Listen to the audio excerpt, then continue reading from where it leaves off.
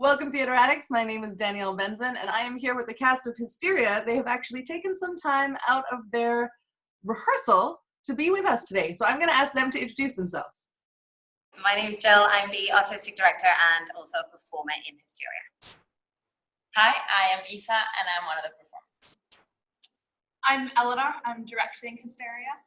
I'm Ariel. I'm one of the performers as well. Hi, I'm Kimberly. I'm also one of the performers. And I'm Lauren, one of the performers. Awesome. Thank you so much. It's so great that you guys are here getting in your rehearsal time. It's so cool. We get to kind of see your space. It's exciting. So which of you have been in the Fringe before? Everyone except Gita. Isa, yeah. Yeah, this is my first time. Have the others told you horror stories? Horror, but also good stories, so I'm excited. So I'm going to ask each of you, and Gita, you're just going to have to go off of what the others have told you. What you're all looking forward to the most for this upcoming Fringe?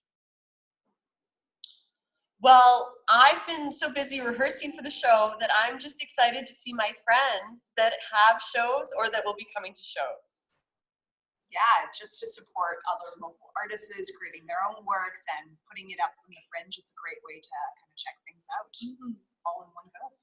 My favorite thing about the Fringe is that you see shows you never otherwise would have, especially having an artist pass. I just go to things, like I just walk into shows and sometimes you just find gems of new work and stuff by really interesting, exciting artists. Yeah, just like the energy in the Fringe, like it's such a supportive environment. Everyone's excited about everybody else's shows, and you get audiences out that you maybe don't get to see other shows during the year. It's a really exciting artistic sort of energy. For me, because this is my first time, I am really excited to get to know the theater community in Vancouver. And I feel like the Fringe is like the perfect access card for that. Yeah. I love Fringe. Fringe has been, since I moved to here 5 years ago, like Fringe has always been, like I've always been involved in Fringe in some capacity. So when I got the lottery to do a show this year, I was like, oh my God, it's the best thing ever. So I'm really excited to kind of, have my own, it's the first time that I've had like my own show in the Fringe that like we've kind of created. So that's a super exciting new thing for me. It must be quite a different experience being in someone else's show, being in the Fringe, which is awesome, but then having your own baby that you get to take out into the world. That must be quite a different thing. Very different, also terrifying. but yeah, no, I'm really excited about the show. There's a lot in it which I think is important, and we've had like such an amazing team, and creating this show together has been a really fantastic, encouraging learning experience, I think, for everyone. And yeah, I'm really excited to share it. I'm really excited to share it with the world and kind of continue the conversations. It's quite a provocative title. Can you tell me a bit about the show? We have there is a narrative portion to the production. We do follow a story that's set in a future which is not too far away from our own, kind of throwing distance away, which kind of takes us on a bit of a adventure of what might happen to the direction that we're going in society, and then also kind of threaded through that we have vignettes that have been created on ideas, reactions that we've had to stories that have been in the media, or our own personal experiences around the subject. So it's a bit fact and a bit fiction. Yeah. It sounds like quite a strong ensemble piece then. Mm-hmm. Yes. And sorry, you're going to say? Music too. That's what I'm excited for. And yes. It's really funny. Yeah. It's hysterical. So did you say you were performing the music? Yes, we are performing some music. Yes, and we have some recorded music, which is also original music. But yes, we have a special little ukulele trio extravaganza. Yeah. Wow, I can't wait. So for the actors, it sounds like you guys got to contribute a bit of your own personal kind of experiences. What has this process been like? I know you're still mid-process, but what has it been like so far? It's cathartic and therapeutic. I had stepped away for a while, and I was drawn back by the premise of this show. I thought it was important subjects that needed addressing, and we were all able to bring forth our personal experiences in a supportive environment and have created art from some very scary and sometimes negative experiences, which is always, to me, like the greatest aspiration of doing this work is to make something gold out of something that might otherwise have been haunting you. Yeah. And the audition experience was also interesting. I think it's important to say that for our callbacks, Jill asked us to prepare a piece and bring whatever we wanted to bring, a monologue, a poem, a movement piece, whatever we felt close to, something we had created. And that was, I think, very special. I'd never had that experience to be asked to bring so much of myself to a callback. Like, it was such an early stage of the process. And also, I think, obviously Jill wanted to see what we had to offer as creators, not only as actors. So it was really refreshing to know that we were stepping into a project that was so open and encouraging in the collaborative creation of it. Yeah, absolutely. And there are things that some of the cast members brought to that callback that are in the show. Because some of the things that were discovered, like Issa's callback made me cry when she came and did a movement piece, and I was like, oh, I wanted to tell her like that. Okay, you're going to be in the show. Like, it's done. I've already decided. But it was really important to me. Obviously, when this is a new piece, it's devised, it's partially scripted, but some of it isn't scripted, and to know that you're getting people in a room together that have some experience in that devising, that are able to be kind of creative and work on the fly.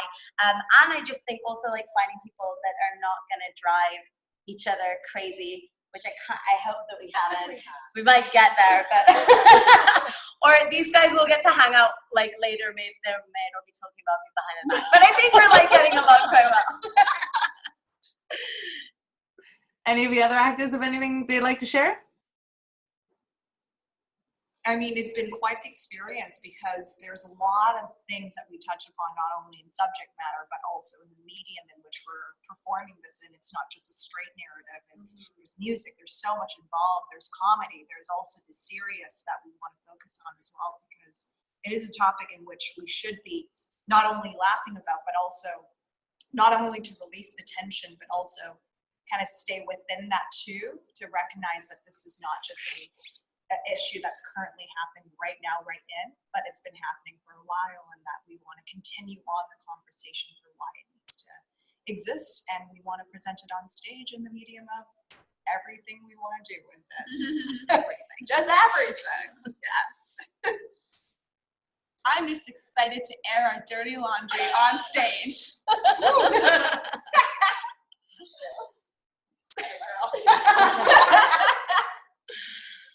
That might be a small spoiler. Might be a spoiler in there, but yeah. I am kind of curious because when I read the show description, Hysteria, I immediately thought of, in the olden days when women would get diagnosed with hysteria, but then I was like, oh, maybe they're talking about mass hysteria, and like, that is it both? Is it one or the other? It's both. Your expression tells me it's both. It's everything. So I went through, because obviously, as you said, like writing the description for the show comes super early, and also so does the name. And I went through such a process of like trying to whittle down these names. And it was really like at the very beginning that we'd even just cast it. So there was a bit, we were kind of discussing like, well, how are we going to get the right message across. And so it is all those things. It is, hysteria and the fact that that was a recognized disease that women had, that's, a sexually charged thing. Also the mass hysteria, the outrage culture that we live in right now, particularly around these kind of subjects. And also because when things are hysterical, they can be hilarious, like hysterical laughter, or you can be hysterically upset as well. And I think that that is a juxtaposition that we definitely live within in this show. Mm-hmm. I think that's a line that as performers we're much more aware of than maybe the general public, that that extreme fear and that hilarity are right next to each other.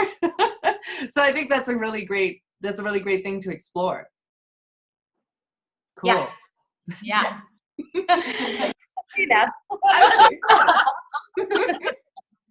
It sounds really interesting, and it sounds like you kind of got the idea, and then you got the group together, and then you were like, so how are we going to explore this theme? Yes. And it's been really great as well because we worked together as an ensemble for a number of months. And then Eleanor actually flew over from England just a couple of weeks ago. So it's really been amazing for us when you're so in a project to then have someone else come in and be like, I can see quite more clearly than you what needs to be getting done here. So yeah, perhaps Eleanor can talk a bit more about like how. Yeah, it was. I've never come into a process in this way before, where they've like started the process and I come in and I'm like, hey, what is it at the moment? Let's shape it. It was really scary to be honest. When I first came in, I was like, I knew Jill. I'd done a class with Kim. I was like, I don't know most of these people. We've been like, Jill and I have been doing Skype conversations of like, what is this show at the moment? And a lot of her conversations were like, I think it's this, but it also just changed today, so I don't know. So coming in and just like doing a lot of observing and like, what is this? And what are you guys trying to explore? What's the energy at the moment? What's the focal point? And how can I take all of these ideas and like help to make it clear and like give it a direction and a shape? And I think we have something. I'm really excited about it, but I was like very scared for the first week. Just like, how do I do this? But now that we've sort of sifted through it all and given it some kind of structure, and I'm really excited. As far as Direct Theatre Collective goes, can anyone share, what the company's about and anything you've done or looking to do in the future? So Direct Theatre Collective is the company that I made to make this. So this is its first kind of outing. My big goals with Direct Theatre Collective is to kind of push boundaries and explore things on stage that are maybe not done as often, or things that I feel can be represented or should be represented in art. Quite often difficult conversations can be put on stage in a way that makes it easier to open up these conversations. So I think that moving forward with it, I definitely want to do a lot more ensemble-based work, because that's a lot of my background. That's a lot of what I did in my training and what I enjoy doing. Just kind of bringing some voices that are heard less often, or subjects that are maybe that I think should be explored on the stage. So I do have high hopes that it's not going to be this one show, and that we will actually continue doing more stuff in the future. And in terms of being a collective, I definitely see it being like building upon things that I've done before. So this, like, we together are the Direct Theatre Collective right now. There will be times that people kind of come in and out or doing different things. The group will get bigger. I think that it's I really want it to be very collaborative and fun. I don't know, something like that. Can I add that at some point in this process, pretty much everyone was doing another show. So that's all. So it's a very busy cast that we have. Yes. Yeah. It's, which including is Eleanor. Yeah, Eleanor is also directing another show in the Fringe, which is so she's come here and is just working all the time and trying not to go insane. Yeah. Well, I hope you do continue to make theater, because I think that having difficult conversations is one of the really important things that theater does. And a lot of us, use it as kind of light entertainment, but it's very important. It's got a very important role in society. Yeah, and I also think that can be art for art's sake. Like, I love it. I love a good musical. I love being able to just go and enjoy the theater. But I think sometimes you want to get that balance of, this is really entertaining. Oh, what? I wasn't expecting to be challenged in that way. So yeah, I kind of want to see if I can find that balance. People are so divided now where it's hard to have conversations because people aren't always comfortable in the uncomfortable. So the theater is really a place where I think people can somewhat expect that and are still willing to have those conversations. Well, it's less confrontational, right? Because you're sitting in the audience and you're experiencing something and you're being invited, but to think about something or to feel something, but no one's like in your face arguing with you. So I think that that's the magic of, well,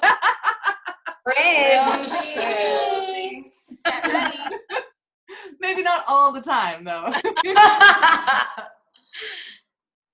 I guess it depends on the type of theater. That was an assumption. Well, and we discussed when we were writing it too, is that it's often interesting to watch characters who don't have the answers. We don't want to watch a lecture. We want to watch people trying to figure it out, because that's what we're doing. Absolutely, and that invites other people to find their own answers. All the questions. Yeah. Here are all the questions. We don't know either. Go and talk about it. Yeah. I'd love to hear from each of you what you would like to tell your audience, because the show descriptions are written so early, and you're each having a very completely different experience of this ensemble piece. But also, why should people come see your show as opposed to, there's almost 100 shows at the Fringe. So what kind of people are you wanting to come into your audience? What will bring them there? What will draw them to you guys? Let's just go around. Whoever's ready. I think people should see our show. I think anyone should come see our show. I don't think it is to just people that are, people that have experienced these situations, but also people that are not aware of the situation. Everyone should come see the show for that reason. I think we've really done it in a way in which it is, yes, challenging at times to be seeing what it is that we're presenting on stage, but at the same time, it's relatable in certain ways as well, for not only people that can relate to what we've created with these characters and stories in which that we've brought to, which it is a combination of fiction and also real life stories as well. That we can have people that are, just like, it's sort of like our way to reach out our hand and say like, hey, you're not alone. And for other people that are just curious and they have questions of themselves and having to add more questions into that pool. And just join us in that we just need to keep it going, and we want to let them know that our voices should be heard. So I feel it's a show that has soul and purpose. That is what, I guess, what drew me into it first, like personally, but now that it's getting shaped even more and we're working so much, it really has a soul, and it's very relatable, as you're saying.